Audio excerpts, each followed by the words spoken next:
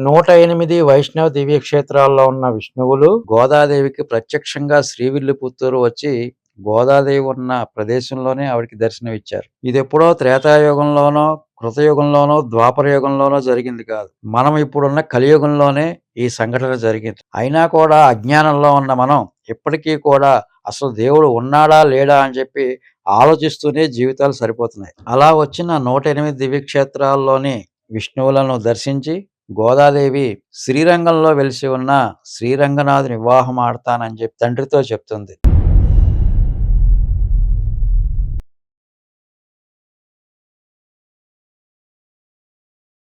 హరి ఓం అస్మద్గురుభ్యో నమ. ఓం అస్మత్ సర్వగురుభ్యో నమ. అస్మత్ పరమగురుభ్యో నమ. ఓం స్వాచార్యభ్యో నమ. ఓం పూర్వాచార్యభ్యో నమ. ఆళ్వార్ల దివ్య చరిత్రలో భాగంగా ఈ రోజు మనం గోదాదేవి చరిత్ర గురించి తెలుసుకోబోతున్నాం.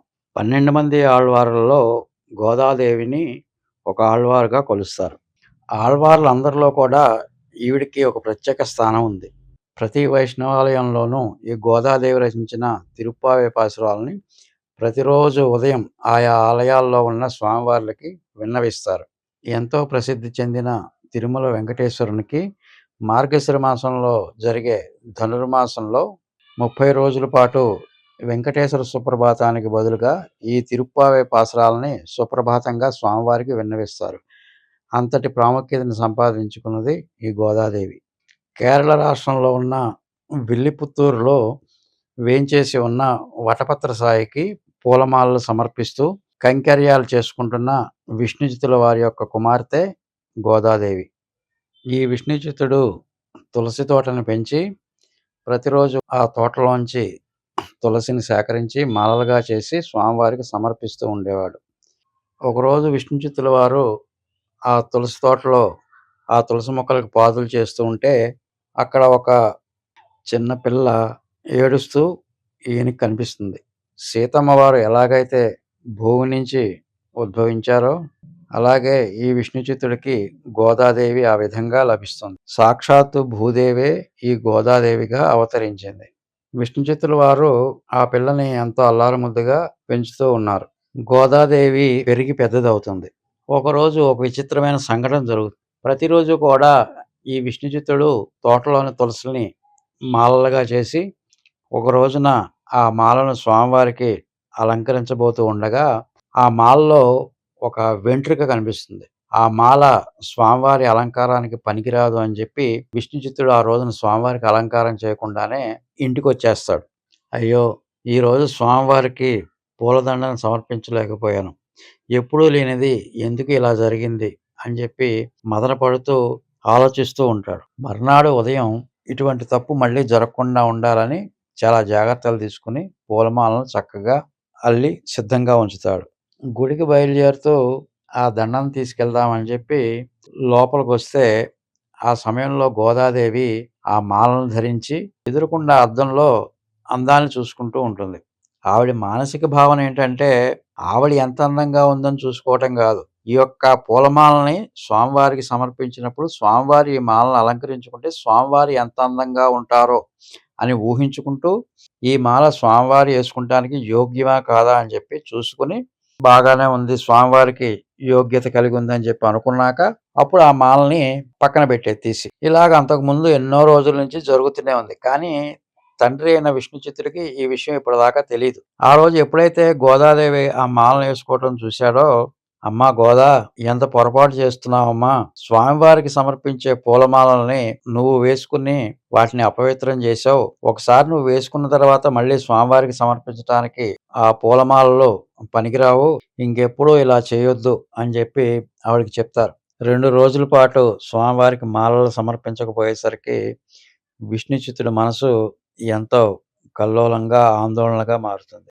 ఆ రోజు రాత్రి వటపత్ర సాయి విష్ణుచిత్తుడి కల్లోకి వచ్చి, విష్ణుచిత్త, నీ కూతురు గోదాదేవి ధరించిన మాల నాకు అలంకరించడానికి యోగ్యం కాదని చెప్పి నాకు నువ్వు మాలను సమర్పించలేదు. గోదాదేవి అలంకరించుకుని నాకు సమర్పించిన మాలలు నాకు ఎంతో ప్రీతికరమైనవి. కాబట్టి నువ్వు ఎటువంటి ఆలోచనలు పెట్టుకోకుండా రేపటి నుంచి నీ కూతురు అలంకరించుకున్న తర్వాతే ఆ దండం తీసుకొచ్చి నాకు సమర్పించు అని చెప్పి చెప్తాడు. విష్ణుచిత్తుడు ఆశ్చర్యపోతాడు. ఏమిటి? ఎందుకిలా జరిగింది? ఎందుకిలా జరుగుతోంది? భగవంతుడికి వేసిన మాలలను తీసిన తర్వాత దాన్ని నిర్మాల్యంగా భావించి మనందరం కూడా దాన్ని ఎంతో పవిత్రంగా చూస్తామే. అటువంటిది సాధారణమైన ఒక ఆడపిల్ల వేసుకున్న మాలని, నిర్మాల్యమైన ఆ మాలని స్వామి స్వీకరిస్తానంటున్నాడు. నిర్మాల్యమైన మాలను స్వామికి సమర్పించడం ఎంతవరకు సబబు?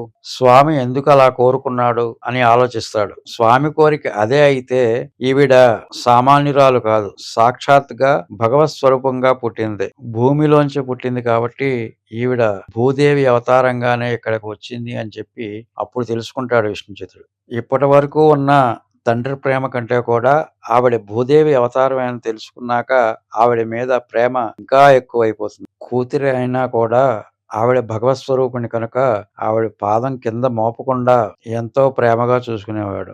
యుక్త వయసుకు వచ్చిన గోదాదేవికి వివాహం చేయాలని చెప్పి విష్ణుచిత్తుడు తలచి సంబంధాల కోసం వెతుకుతూ ఉంటాడు. తనకు వివాహం చేయాలని చెప్పి తండ్రి ప్రయత్నం చేస్తున్నాడని చెప్పి గోదాదేవికి తెలుస్తుంది. తెలిసి తండ్రితో అంటుంది, నాన్నగారు, నా వివాహం కోసం సంబంధాల కోసం ఎక్కువగా ప్రయాసపడొద్దు.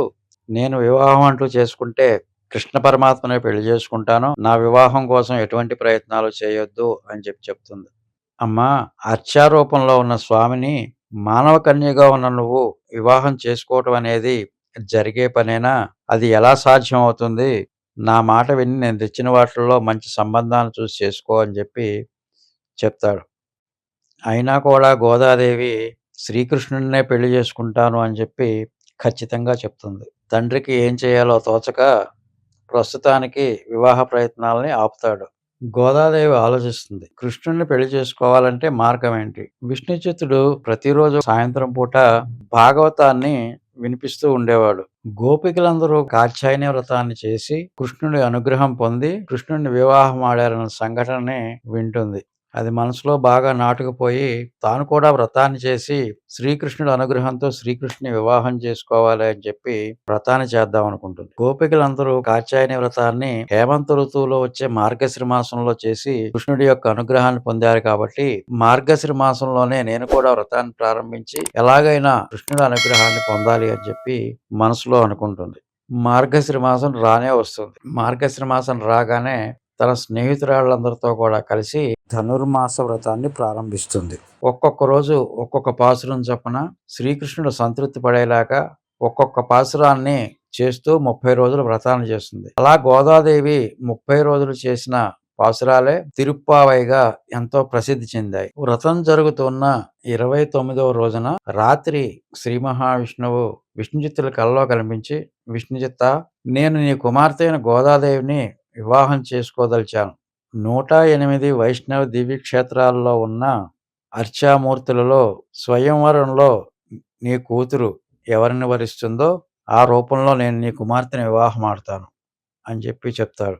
అదే రోజు రాత్రి గోదాదేవి కలలో కనిపించి, రేపు నీకు స్వయంవరం జరగబోతోంది అని చెప్పి చెప్తాడు. భగవతాజ్ఞ ప్రకారం విష్ణుచిత్తుడు 30వ రోజున ఒక్కొక్క క్షేత్రంలో ఉన్న స్వామిని కీర్తిస్తూ ఉంటే ఆ క్షేత్రంలో ఉన్న స్వామి గోదాదేవికి ఎదురుగా ప్రత్యక్షం అయ్యేవారు. 108 వైష్ణవ దివ్య క్షేత్రాల్లో ఉన్న విష్ణువులు గోదాదేవికి ప్రత్యక్షంగా శ్రీవిల్లిపుత్తూరు వచ్చి గోదాదేవి ఉన్న ప్రదేశంలోనే ఆవిడికి దర్శనమిచ్చారు. ఇది ఎప్పుడో త్రేతాయుగంలోనో, కృతయుగంలోనో, ద్వాపర యుగంలోనో జరిగింది కాదు. మనం ఇప్పుడున్న కలియుగంలోనే ఈ సంఘటన జరిగింది. అయినా కూడా అజ్ఞానంలో ఉన్న మనం ఇప్పటికీ కూడా అసలు దేవుడు ఉన్నాడా లేడా అని చెప్పి ఆలోచిస్తూనే జీవితాలు సరిపోతున్నాయి. అలా వచ్చిన 108 దివ్యక్షేత్రాల్లోని విష్ణువులను దర్శించి గోదాదేవి శ్రీరంగంలో వెలిసి ఉన్న శ్రీరంగనాథుని వివాహం ఆడతానని చెప్పి తండ్రితో చెప్తుంది. ఇదంతా భగవతార్జిగా చేస్తున్నాడే గాని విష్ణుచిత్తుడికి మనసు స్థిమితం లేదు,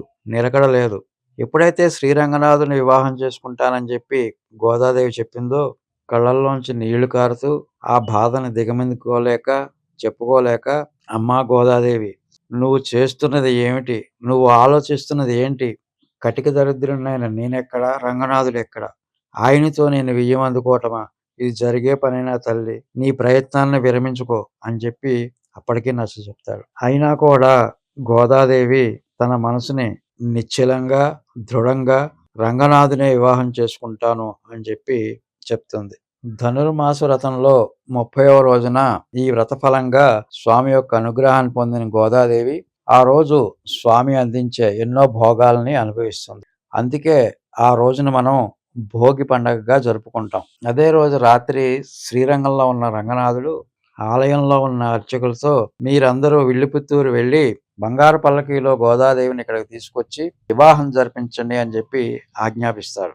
అదే సమయంలో విష్ణు చిత్తునికి కలలో దర్శనమిచ్చి, స్వామి, నేను నీ కుమార్తెని వివాహం ఆడుతాను, నేను పంపే బంగారు పల్లకీలో నీ కూతురుని తీసుకురా అని చెప్పి చెప్తారు. నాలాంటి అల్పుణ్ణ భగవంతుడు అనుగ్రహించింది కేవలం పూలమాలలు కట్టే నాకు ఇంతటి అనుగ్రహాన్ని కల్పించాడు ఆ భగవంతుడు. మనసులో తలుచుకుంటూ ఎంతో ఆనందంతో తన కుమార్తెకు జరగబోయే వివాహాన్ని అందరినీ ఆహ్వానిస్తాడు.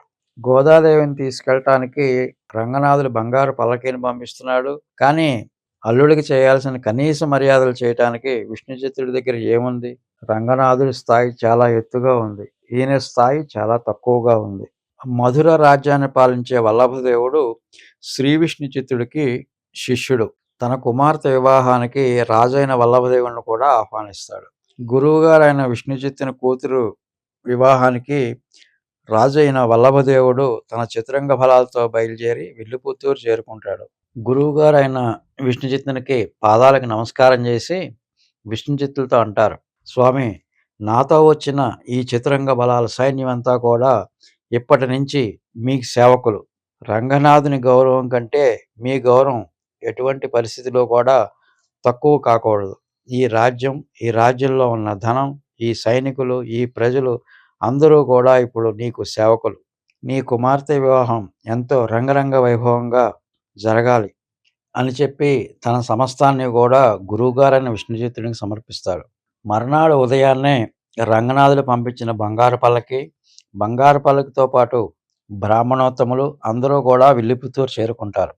విష్ణుచిత్తుడు గోదాదేవితో సహా వటపత్ర సాయి ఆలయానికి చేరుకుని, రంగనాథునితో నా కుమార్తె వివాహం చేయటం కోసం శ్రీరంగం బయలుదేరుతున్నాం, మమ్మల్ని ఆశీర్వదించండి అని చెప్పి స్వామివారి యొక్క ఆశీర్వాదాలు తీసుకుని శ్రీరంగానికి బయలుదేరుతారు. విల్లిపుత్తూరు నుంచి శ్రీరంగం దాకా బంగారు పల్లకీ సేవ ప్రారంభమవుతుంది. రాజ్యంలో అంతా కూడా కోలాహలం మొదలవుతుంది. ఏమిటి, ఒక మానవ మాతృరాలు రంగనాథుని వివాహం చేసుకోవటం, ఇది ఎలా సాధ్యం? ఈ వింతను చూడాలి అని చెప్పి అందరూ ఆతృతతో ఎదురు చూస్తూ ఉంటారు. అసలు ఈ గోదాదేవి ఎవరు అని తెలుసుకోవాలని, ఆవిడ్ని చూడాలని ఊరా కదిలి వస్తారు.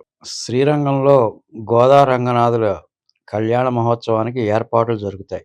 గోదాదేవి సపరివార సమేతంగా కళ్యాణ మండపానికి చేరుకుంటుంది. వేదోచ్చరణ మంత్రాలతో ఎంతో వైభవంగా రంగనాథుని ఉత్సవమూర్తితో గోదాదేవికి వివాహం జరిపిస్తారు. వివాహం అయిన తర్వాత గోదాదేవి ప్రధాన ఆలయంలో ఉన్న రంగనాథుని వద్దకు చేరుకొని ఆయన పాదాలకు నమస్కరిస్తూ ఆయనలో లీనమైపోతుంది. ఒక మానవ కాంత అయిన గోదాదేవి సశరీరంగా రంగనాథునిలో అంతర్లీనమైపోతుంది. తన కళ్ళ ముందే అదృశ్యమై శ్రీరంగనాథునిలో లీనమైపోయిన గోదాదేవిని తలుచుకుని విష్ణుచిత్తునికి ఏడుపు ఆగదు. ఇన్నాళ్ళు ప్రేమగా పెంచుకున్న కూతురు దూరమైపోయిందని బాధపడుతూ ఉంటాడు. ఆ సమయంలో రంగనాథుడు విష్ణుచిత్తుడి దగ్గరకు వచ్చి, విష్ణుచిత్త, ఇప్పుడు నువ్వు నాకు మామవయ్యావు. నా మామ సముద్రుడికి ఉన్నంత గొప్పదనం ఈరోజు నీకు కూడా లభించింది. నీ కూతురు గోదాదేవి నాతో పాటే నా దగ్గరే సుఖంగా ఉంటుంది. నువ్వు ఏమీ బెంగపడాల్సిన అవసరం లేదని చెప్పి ధైర్యాన్ని చెప్తాడు. ఎంతటి అదృష్టవంతుడో కదా విష్ణుచిత్తుడు, నారాయణుడికే మామగా అయ్యాడు. అప్పటి నుండి ప్రతి వైష్ణవాలయంలో గోదాదేవి విగ్రహాన్ని ప్రతిష్టాపన చేసి గోదాదేవిని అర్చామూర్తిగా పూజిస్తూ ఉంటారు. గోదాదేవి రచించిన ప్రబంధాల్లో మొదటిది తిరుప్పావై, ఇది 30 పాసురాలుగా ఉంటుంది. రెండవది నాచియార్ తిరుమొళి, ఇది 143 పాసురాలుగా ఉంటుంది. శ్రీమన్నారాయణుడి అనుగ్రహం పొందాలంటే ముందుగా ఈవిడ అనుగ్రహం పొంది తీరాలి. గోదాదేవినే ఆండాళ్ అని కూడా పిలుస్తారు. ఆండాళ్ అంటే రక్షించున్నది అని అర్థం. మనకు క్షేమాన్ని చేకూర్చే గోదాదేవిని ప్రతినిత్యం పూజిద్దాం. జై శ్రీమన్నారాయణ. సనాతన ధర్మాన్ని కాపాడటంలో మీరు భాగస్వాములు కండి. ఈ ఛానల్ని సబ్స్క్రైబ్ చేయండి.